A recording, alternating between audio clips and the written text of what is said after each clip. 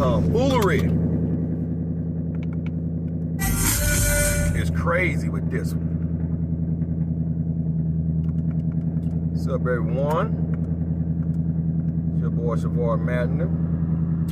Back again with another video. Got some things I'm gonna go take care of. But before I get to what I'm gonna take care of, I had to make this video, man. Now, most of you guys know I'm a certified personal trainer. Well, a lot of you guys don't know that. It's pretty much been kept a secret for the last, I don't know, a few months. I really don't broadcast that on my YouTube channel too much.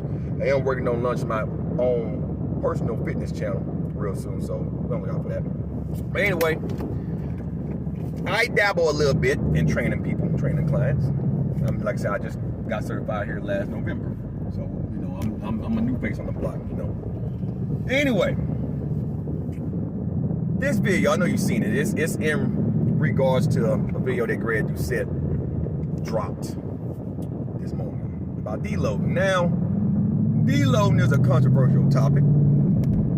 Okay, a lot of people believe you don't have to deload. A lot of people believe you should deload, and I, for one, am on board with deloading. Matter of fact, I'm coming off of deload. Today is my last day of deloading. Why should you deload? For all you newbies and naturals, this is more for you than for people that are on steroids. So, listen to why you should deload. Per Savar Matner. When I first started training a couple years ago, my goal was for strength. Okay? Now, I was a little bit bigger. I weighed about 225, 230. And I didn't know what the fuck I was doing. My dad used to lift weights when I was a little kid. So I always wanted to be like my father. Big, strong guy, but he wasn't the most healthiest guy in the world. My dad just had a heart attack here at the beginning of 2020. Had to get stents in his fucking heart. It was around that time that I realized, you know what? I need to approach training differently. I will always get burned out. I will always train for strength. Not knowing that training in general, especially resistance training and strength training, is very parasympathetic nervous system driven. It's your central nervous system, but your parasympathetic is just that. I'm not parasympathetic. It's your sympathetic nervous system. And I think I just thought about that. I put a comment in Doucette's video about parasympathetic. It affects your sympathetic nervous system. I'm gonna go back and correct that. So you'll see an edit, Greg, on that. It will affect your sympathetic nervous system. Your sympathetic nervous system is your nervous system that contributes to your emotions, your anxiety, depression, anger, irritability. You know, it's the nervous system that drives pure emotions. Okay, and a list of other things, but mainly emotions. Hence the name sympathetic. Now, when you train, you add stress to the body. Okay, this is where the cortisol hormone come into play. The cortisol is the stress hormone. When you're constantly training, that hormone gets elevated. Why did it get elevated? Because you're adding outside stress to the body. It's an outside stress that's not a normal stressor that you deal with. Training is an extra stress. Even though you may do it every day, it's an extra stress you put on the body. And I'm gonna get back to doing it every day here in a second. When you train, you need to recover. During the recovery phase, and you're eating enough calories, getting your protein in, getting your sleep in, and all that, the body starts to adapt. Now, over time, that's well and all, but the adaptation will slow down over time. The recovery will slow down over time. Even if you are training consistently and doing the same thing, or you're gradually increasing for strength or whatever you're doing, over time you might find that recovery starts to wane. That is because the amount of training that you have to do in order to see progress, you have to steadily push yourself. You have to do things harder. To quote Greg, harder than last time. Okay? When you train for guys, your testosterone tanks a little bit after training because of the cortisol hormone. When you wake up in the afternoon, when you wake up from any type of rest, sleep, nap, the cortisol hormone is active. Your testosterone ceases production for the time. Why? Because it's stressful being alive. you know, you ingest for energy, and then you have to move, you have to function. Put that stress on the body. Just moving around is stress. Even though that's in shape, it's stress. So the body has to adapt to all of that. All of that. When you train all the time and you're not giving yourself enough recovery, I don't give a damn how much you're eating. Jay Cutler believed that, you know, overtraining stems from not eating enough. You got to give this time to rest. You got to give this time to rest. You got to give your joints time to rest. You have to give your body time. Taking 2 days off a week, 3 days off a week, that's good. That's good. That's normal recovery. That's good. But everybody sooner or later hits a wall where they start to notice aches and pains. They start to notice certain things. I had the Georgia State Fair sometime. They start to notice certain fucking things. It is at that time when you start to notice that your train of thought might be off. You might be having thoughts you normally don't have. You might find yourself not sleeping enough, insomnia. All these things start to occur when you start to accumulate training and not getting adequate rest. Hence, deloading. Now, for some people, deload means something different. Deload means you might cut your normal work volume down completely in half. When I deload, I took a week off. I do 10-week training blocks. And I program one every 5 to 7 weeks in a 10-week span, depending on how I train, you know. So this deload, you know, that I'm just coming off of, I mainly focus on cardio for 5 days. I did 30 minutes of cardio just to make sure I'm not being in a major surplus of calories and I stay active. I didn't do no resistance training. Resistance training causes more stress on the body, in my opinion, than doing just normal cardio, normal movement. And I already trained my heart and my lungs and my cardiorespiratory system as a whole so my brain can function better. Better oxygen, better blood flow to the brain, and it'll function better. So that's why that's how I deload. Now, if I'm doing a 2-week deload, you might say, wow, 2 weeks, yes. After I complete a full block of training, I take 2 weeks off. I'll take the 1 week immediately following that final week of training completely off. Because that final week, I'm usually doing a strength training block. And that week, I'm really pushing my limits. So I take a whole week off. I don't even do no cardio. I just do normal activities around the house. I got 2 kids, autistic son, so I'm always active. I go outside, do some yard work. I do something just move around. And I make sure I'm focused more on resting and relaxing my mind than doing cardio. Now, the week before I get back to resistance training, I'm still technically deloading, but I start to integrate my cardio again.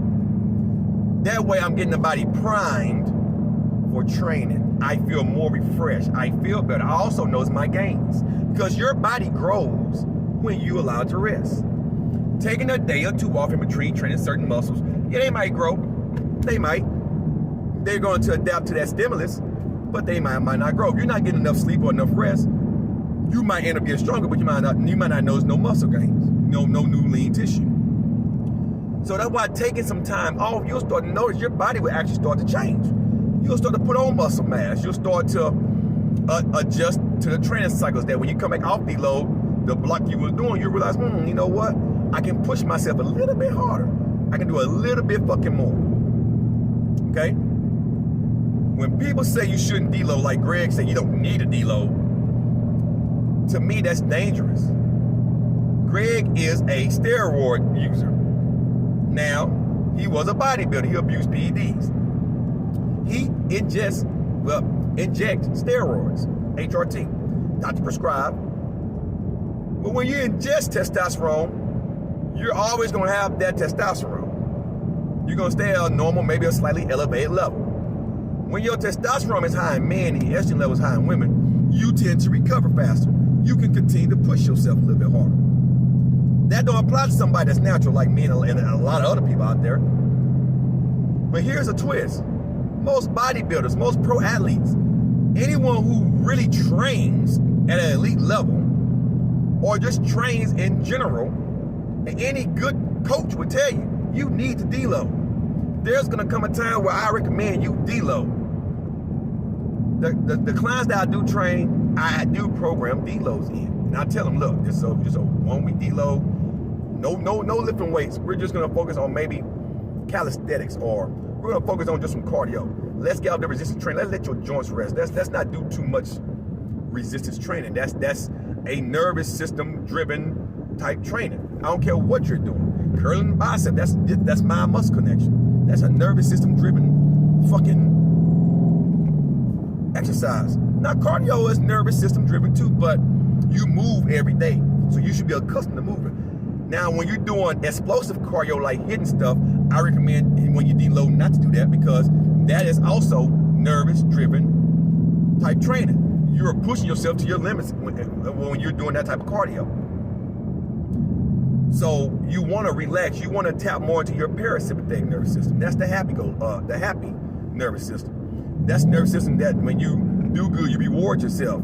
You eat chocolate, or you have sex, or you go buy yourself something that makes you happy, or you get to sleep in a little bit longer, or eat your favorite foods.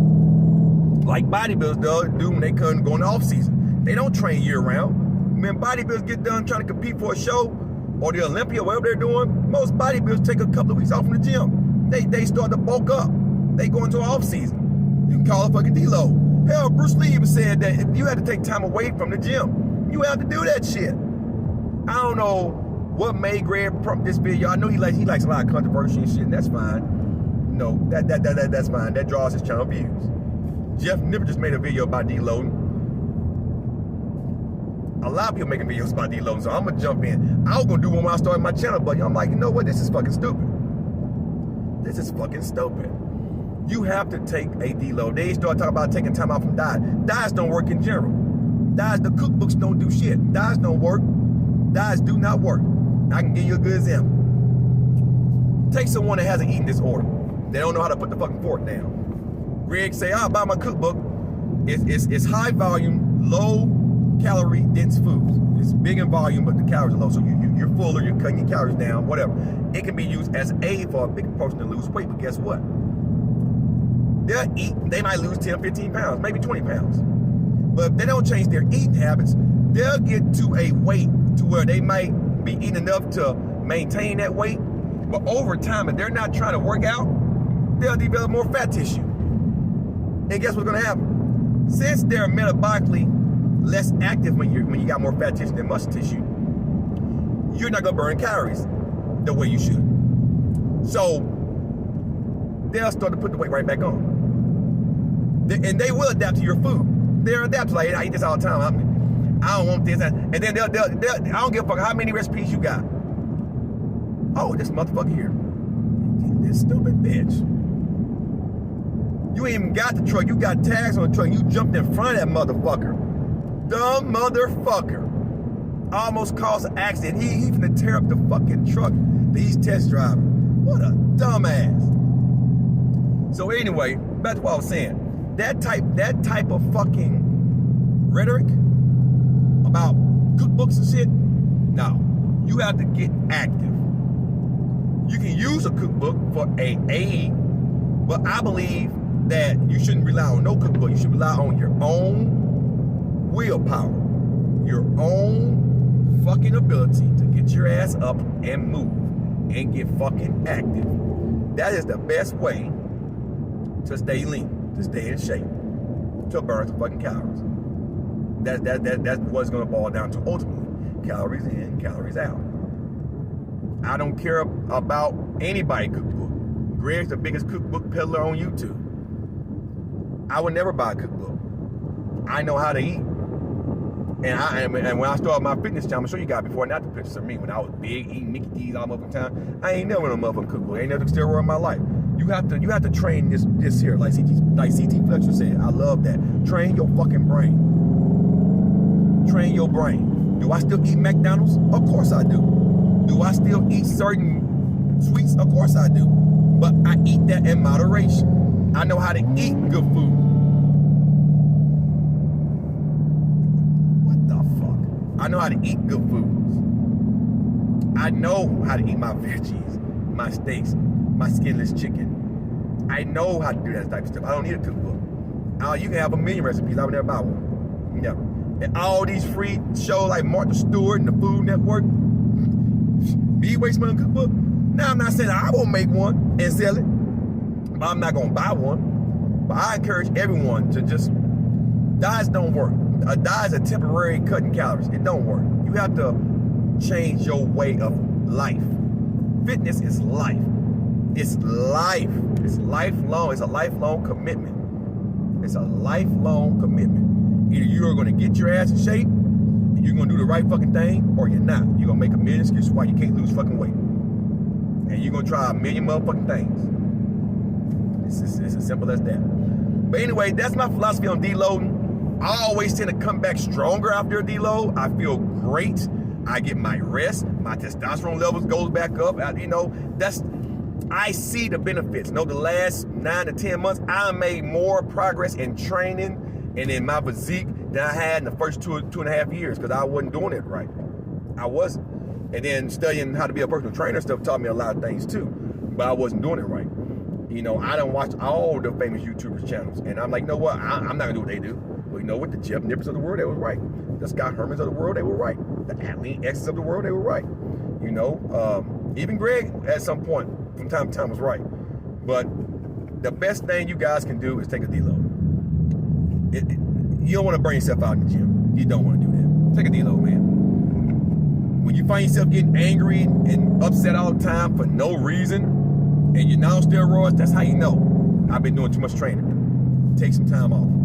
Focus. Come back stronger. Come back stronger. I promise you'll see more progress if you allow your body to rest and recover and adapt to this training you've been doing for X amount of weeks than relying on just 2 or 3 days off from the gym or relying on a day off from the gym. You or bro splits.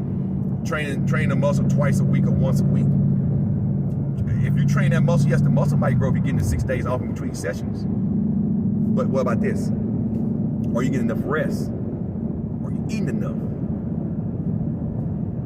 Deload. Programming. I'm telling you guys, you'll see a lot of benefits. Anyway, man, I hope you guys have a good day.